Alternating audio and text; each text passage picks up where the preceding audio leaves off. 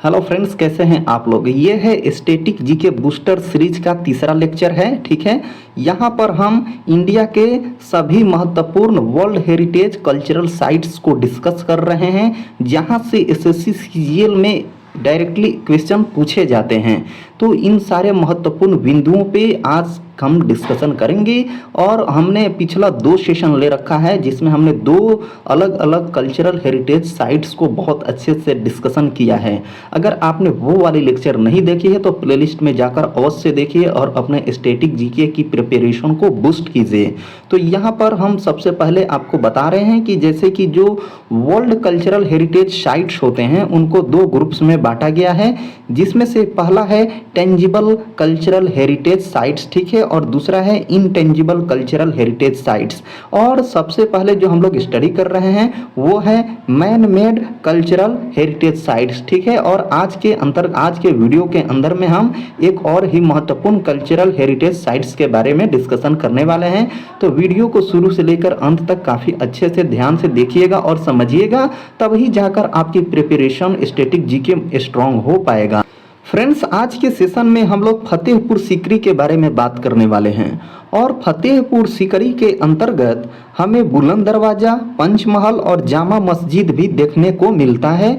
तो इन सारे 4 महत्वपूर्ण पॉइंट्स पे आज हम लोग डिस्कशन करेंगे, जिसमें सबसे महत्वपूर्ण है फतेहपुर सीकरी, फिर बुलंद दरवाज़ा और पंचमहल और जामा मस्जिद, जहाँ से डायरेक्टली क्वेश्चन पूछे जाते हैं। तो चलिए अपने डिस्कशन को आगे कंटिन्यू करते हैं। तो फ्रेंड्स, जैसा आप लोग यहाँ पर देख रहे हैं कि जो फतेहपुर सीकरी है उसको 1986 में यूनेस्को वर्ल्ड हेरिटेज साइट्स के तौर पे शामिल किया गया था। और जो फतेहपुर सीकरी है वह 16वीं शताब्दी में बादशाह अकबर के द्वारा बनाया गया था। और यह जो फतेहपुर सीकरी है एक बहुत ही शानदार किलेबंद फोर्टिफाइड सिटी है, फोर्टिफाइड यानी किलेबंद शहर है, ठीक है। तो इसको आप लोग ध्यान में रखेंगे। इसको यूनेस्को वर्ल्ड हेरिटेज साइट में कब शामिल किया गया था? 1986 में शामिल किया गया था, ठीक है। अब अगला पॉइंट यहाँ पर देखते हैं, यह कहाँ है? तो उत्तर प्रदेश में है और आगरा के पास बसा हुआ है। और यह शहर लगभग 1 दशकों तक मुगलों का राजधानी रहा, ठीक है। मुगल जो थे उनकी ये राजधानी रहा था फतेहपुर सीकरी, ठीक है। तो इन सारे पॉइंट्स को आप लोग ध्यान में रखेंगे। चलिए अगले पॉइंट्स पे चलते हैं। अगला पॉइंट है यहाँ पर कि यह जो फतेहपुर सीकरी है फारसी, भारतीय और इस्लामी आर्किटेक्चरल स्टाइल का एक शानदार नमूना है, जो लाल बलुआ पत्थर के कंस्ट्रक्शन से एक जैसा दिखता है, ठीक है। और ये जो फतेहपुर सीकरी कॉम्प्लेक्स है इसमें हमको क्या क्या देखने को मिलता है? तो हमको देखने को मिलता है बुलंद दरवाज़ा, पंचमहल और जामा मस्जिद जैसी बड़ी यादगारें शामिल हैं, जो भारत की सबसे बड़ी मस्जिदों में से एक है। कौन? जामा मस्जिद। तो इसको ध्यान में रखेंगे। अब हम नेक्स्ट वाले जो टॉपिक में डिस्कशन करेंगे वो है बुलंद दरवाज़ा, पंचमहल और जामा मस्जिद, जहां से प्रश्न एग्जाम्स में पूछे जाते हैं। सेशन को अंत तक देखिए, समझिए और अपने प्रिपरेशन को बूस्ट कीजिए। तो चलिए नेक्स्ट पॉइंट की तरफ मूव ऑन करते हैं। तो यहाँ पर अब हम बात करेंगे बुलंद दरवाज़ा फतेहपुर सीकरी, ठीक है। तो जो बुलंद दरवाज़ा है यह विश्व का सबसे ऊंचा प्रवेश द्वार माना जाता है, जिसे अकबर ने गुजरात पर अपनी विजय की याद में बनवाया था, ठीक है। तो जो बुलंद दरवाज़ा है उससे अकबर ने गुजरात विजय की याद में बनवाया है, जो विश्व का सबसे ऊंचा प्रवेश द्वार माना जाता है। और इसका जो आर्किटेक्चरल स्टाइल है वो क्या है? इसका जो वास्तुकला है वो क्या है? तो यह लाल और भूरे बलुआ पत्थर से बना हुआ है, जिसमें सफ़ेद काले संगमरमर की खूबसूरत नक्काशी की गई है, ठीक है। तो इसको ध्यान में रखेंगे आप लोग। ये डायरेक्टली यहाँ से एग्जाम में स्टेटमेंट बनाकर क्वेश्चन पूछे जाते हैं। नेक्स्ट पॉइंट यहाँ पर हम लोग देखते हैं, जो बुलंद दरवाज़ा है वह जमीन से लगभग 54 मीटर यानी 176 फीट ऊंचा है। और इसका जो महत्व है, यह जामा मस्जिद का परिसर है उसका मुख्य दक्षिणी प्रवेश द्वार है। कौन? तो ये बुलंद दरवाजा, ठीक है, दक्षिणी प्रवेश द्वार है। किसका? जामा मस्जिद परिसर का। तो इन सभी पॉइंट्स को आप लोग ध्यान रखेंगे। चलिए अब हम अगले पॉइंट की तरफ मूव ऑन करते हैं। अब हम लोग यहाँ पर डिस्कशन करेंगे पंचमहल फतेहपुर सीकरी आगरा के बारे में, ठीक है। अब हम लोग यहाँ पे किसके बारे में डिस्कस करेंगे? पंचमहल के बारे में।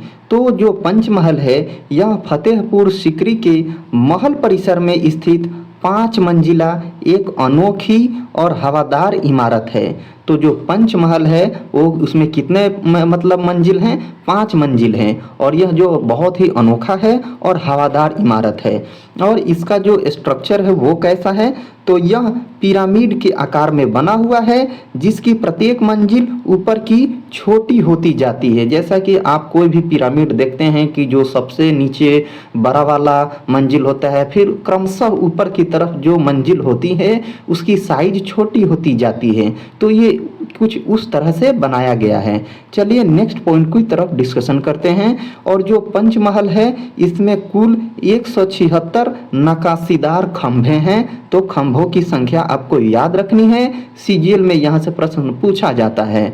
और इसका जो उपयोग है तो उस समय इसका उपयोग सम्राट और शाही महिलाओं द्वारा मनोरंजन तथा ठंडी हवा का आनंद लेने के लिए किया जाता था बादशाह अकबर के समय में, ठीक है। तो इन सारे महत्वपूर्ण बिंदुओं को आप लोग ध्यान रखेंगे। फ्रेंड्स, आपसे एक रिक्वेस्ट है कि अगर आप इस चैनल पे रेगुलर पढ़ाई करना चाहते हैं तो इस चैनल को अभी सब्सक्राइब कर लीजिए, वीडियो को लाइक शेयर कीजिए। हम थोड़ा डिले करके वीडियो लाते हैं लेकिन बहुत ही अच्छा वेल रिसर्च्ड कंटेंट लाते हैं, जहां पर आपको 1% भी त्रुटि देखने को नहीं मिलेगी, ठीक है। तो और यहाँ पर हमने सारे सेशंस को बाइलिंगुअल डिज़ाइन किया है, जिससे आपको मतलब हर तरह से समझ में आ सके। अगर आप हिंदी में समझना चाहते हैं तो हिंदी में समझ सकते हैं, अंग्रेजी में समझना चाहते हैं तो अंग्रेजी में समझ सकते हैं, ठीक है। तो अब हम लोग यहाँ पर बात करेंगे जामा मस्जिद के बारे में।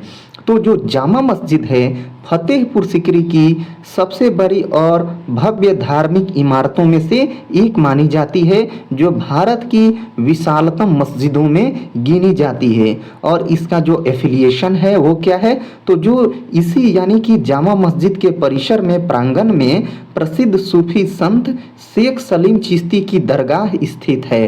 तो जो शेख सलीम चिश्ती हैं उनकी दरगाह कहाँ है? तो जामा मस्जिद परिसर में स्थित है। तो इन सारे बिंदुओं को ध्यान रखेंगे। अब हम आपको ये बता दें कि जो जामा मस्जिद है उसका आर्किटेक्चरल स्टाइल क्या है, ठीक है। तो जो उसका वास्तुकला है यह इंडो इस्लामिक वास्तुकला का एक उत्कृष्ट उदाहरण है, जिसमें सुंदर गुंबद और विस्तृत प्रांगण है।